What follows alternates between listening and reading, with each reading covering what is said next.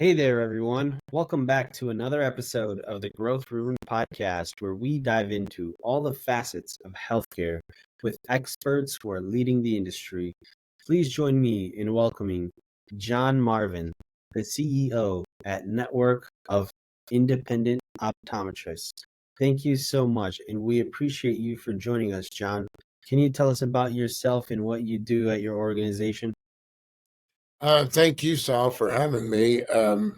I'm president of Texas State Optical, the corporate entity, which Texas State Optical is a network of independently owned optometry practices, so private practices. And they license from my company, not my company, but TSO Inc., the use of the Texas State Optical brand. And so they all share the same retail trade name, which they license from the company. And I've been president since 2001.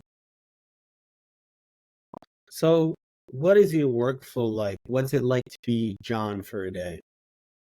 Ah, well, my responsibility principally is to grow the value and protect the value of the Texas State Optical brand. And so brands get their value from consumer experiences.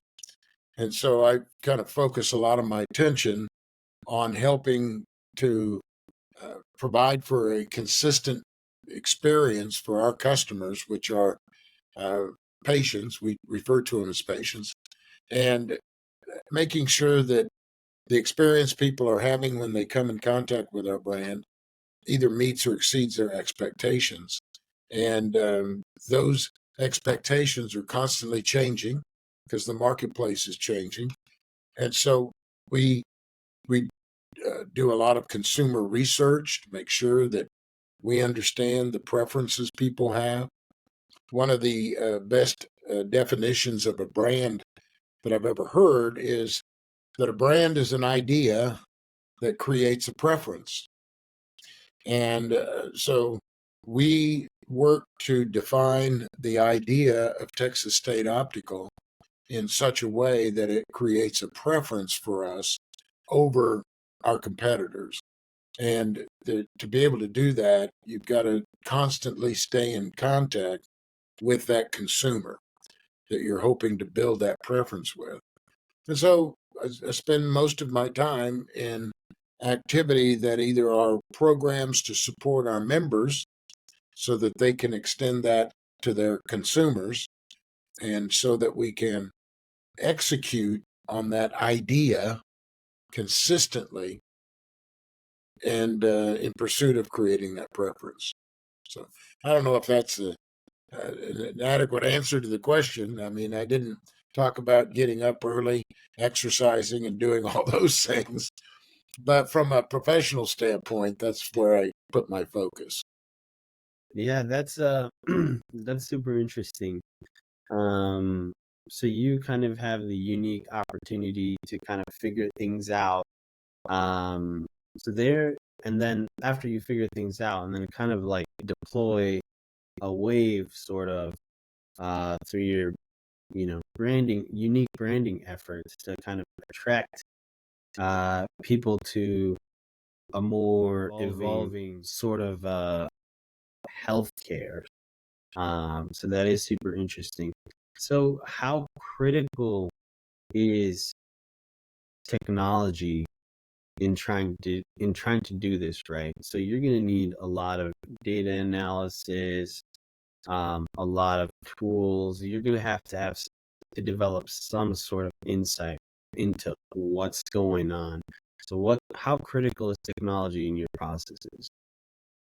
Well, technology becomes a really important and is an important part of our connecting with our consumers, either in efforts to persuade them on the front end of it or to um, retain them once they've had an interaction in one of our locations.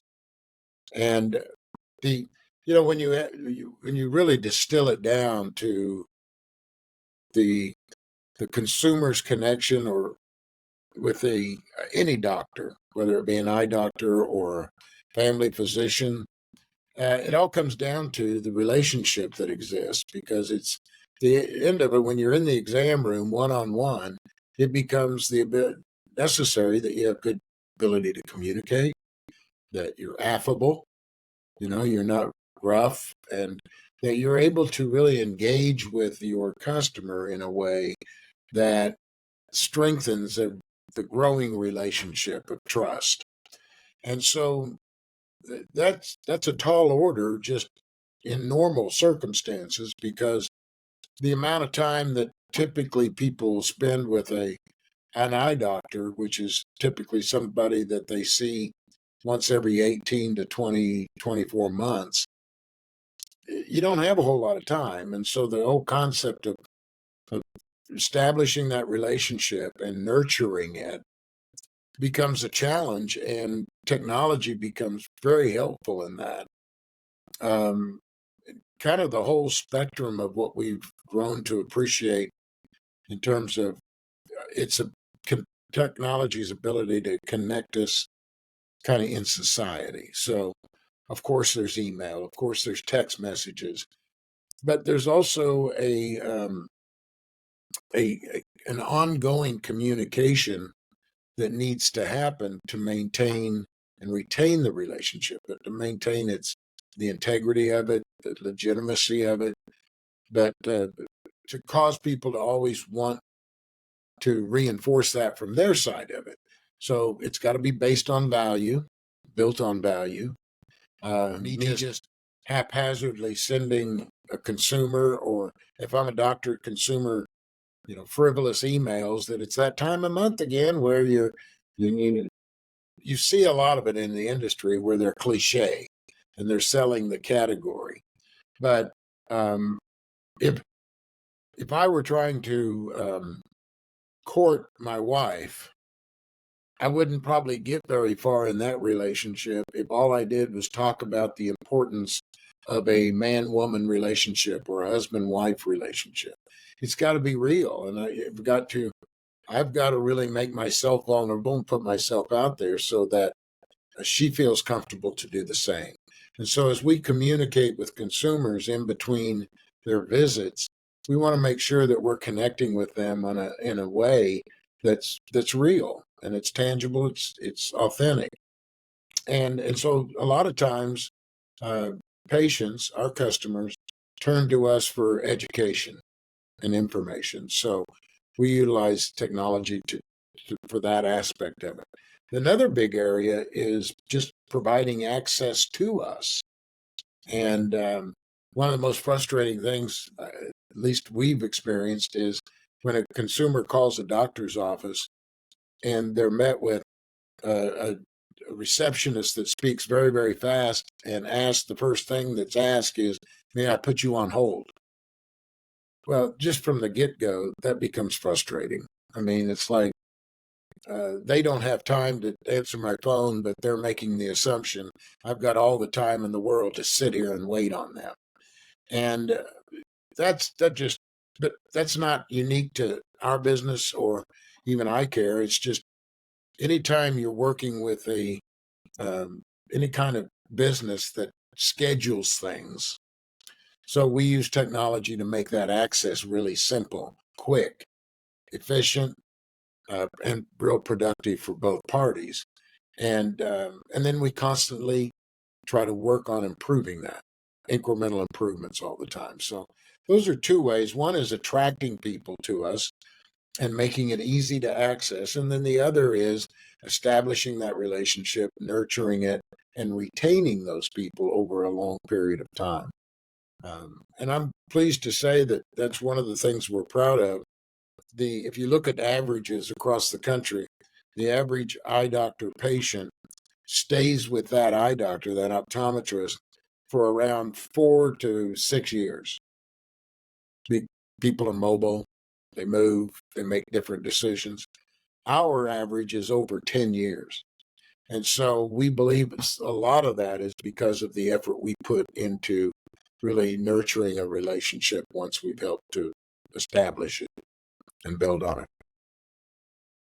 Yeah. So technology is constantly evolving, and it keeps, and you've seen it evolve, right? Maybe through over the last 10 years or so as digital transformation was happening.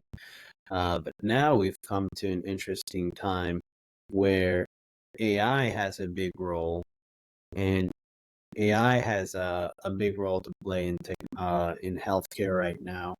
What are your thoughts about going from the digital transformation to now an AI type journey over the next few years? I do think that's where we're past, or we're not ready for that, or we should be ready for that, where we are ready and we already have a plan for that.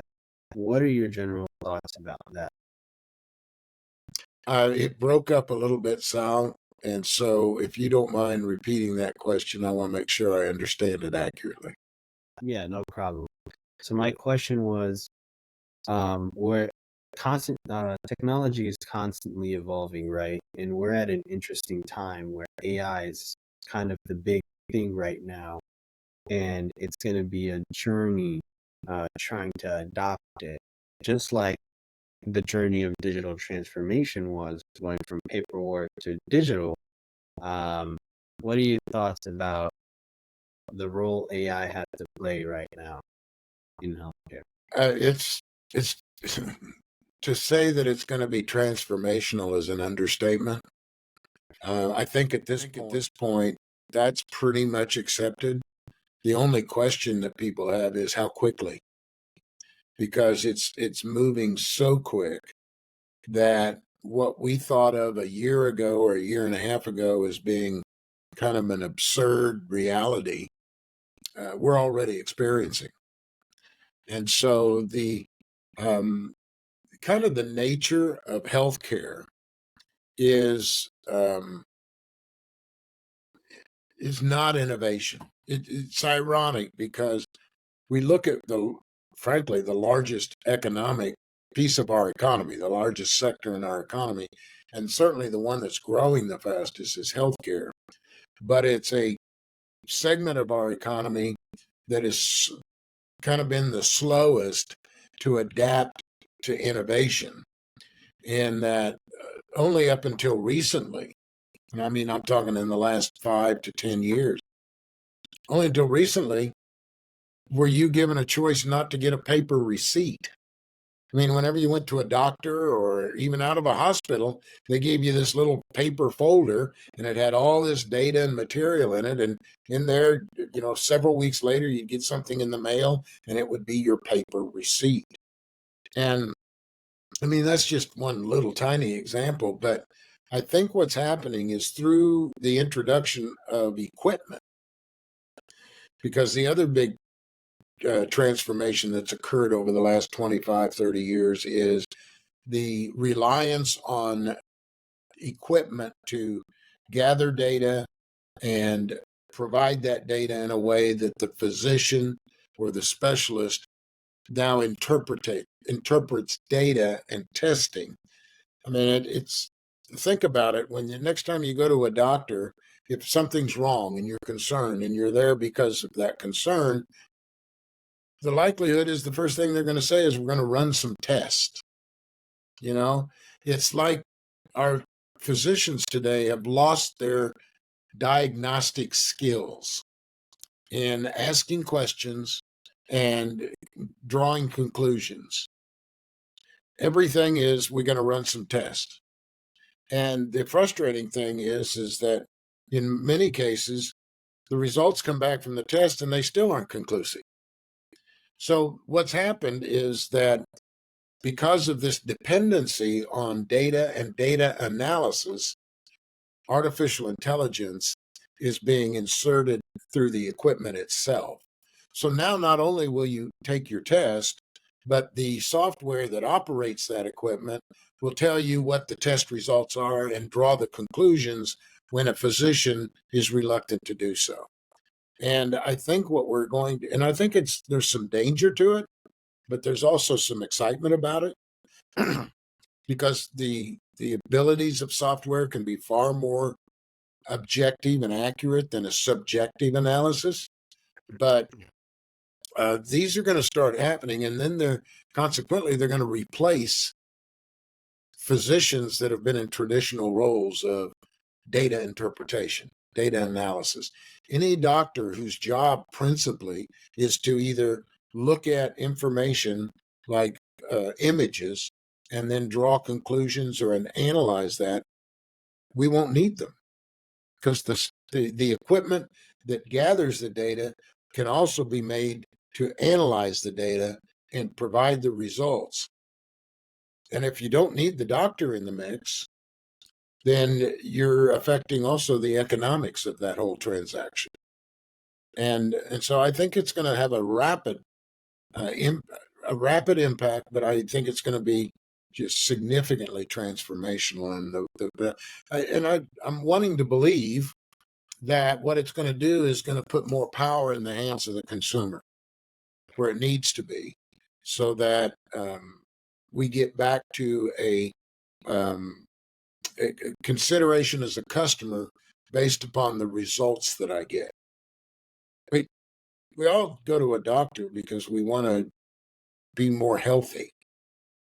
And if today's delivery of services are intended not so much to make you healthy, but to keep you in the system,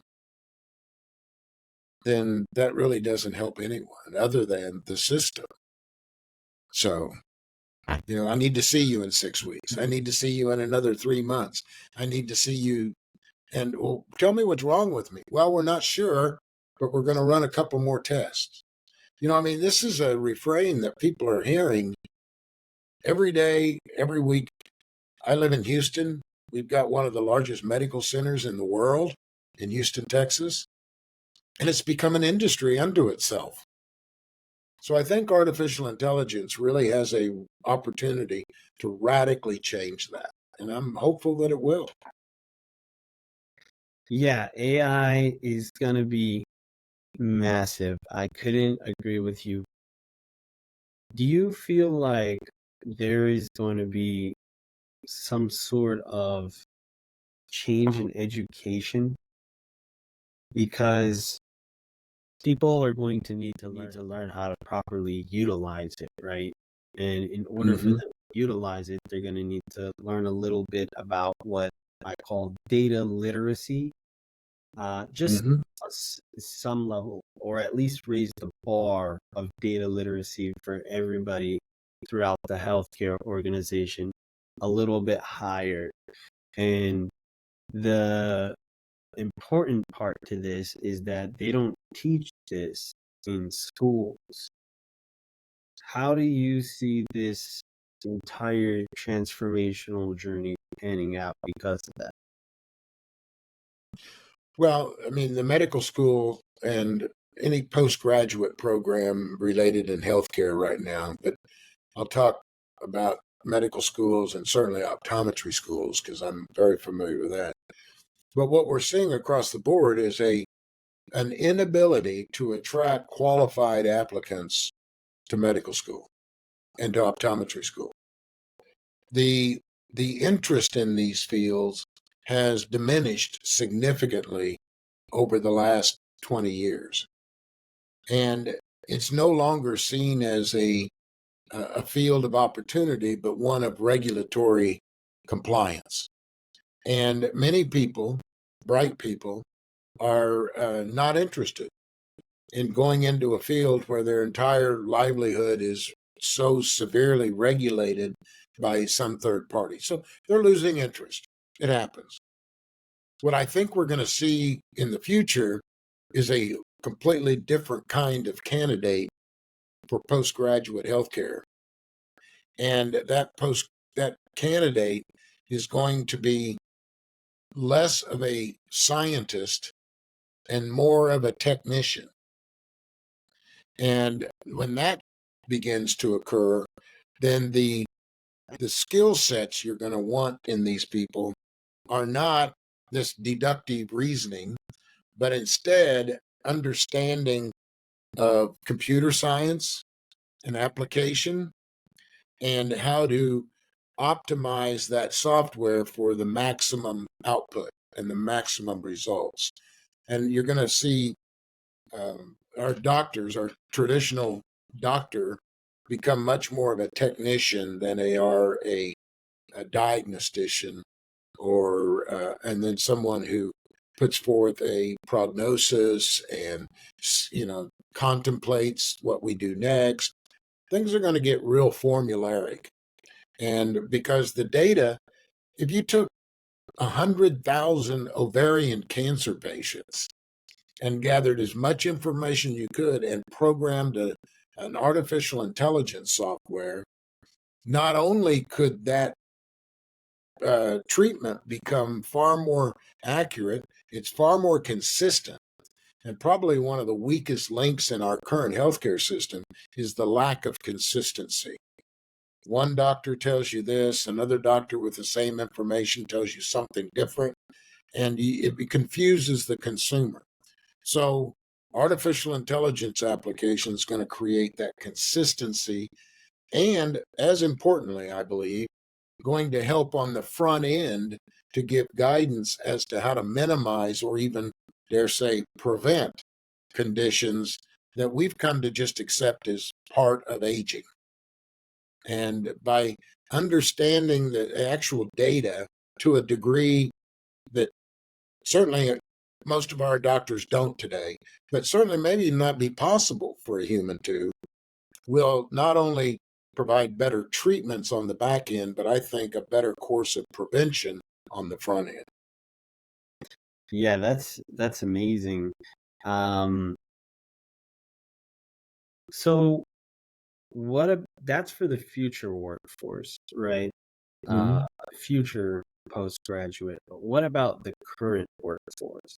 How do we get the current workforce to adapt to this new type of transformation? Well, I think the marketplace does that for us. We're just in a period now that it seems confusing because it's transformational. I would liken it somewhat to the early days of the internet when a lot of people had heard of it. My first browser was Mosaic, and you talk to a lot of people today and they've never heard of that. And at that time, I remember having an email address, but no one to send email to because no one else had an email address. And so we're in this period of transition that seems confusing. We're unsure about where it's headed. But if you really step back and look at it like other transformational periods, it becomes fairly predictable what's going to happen. And I think the marketplace will. I mean, you're already seeing as I mentioned earlier, a lack of qualified candidates based on current criteria to get into postgraduate healthcare. Well, what happens? If that reality continues, then innovative people will use technology to replace the need for 100 doctors when we can only really attract 80. So, how do we fill that gap that we've got now in the fact that we're not getting enough?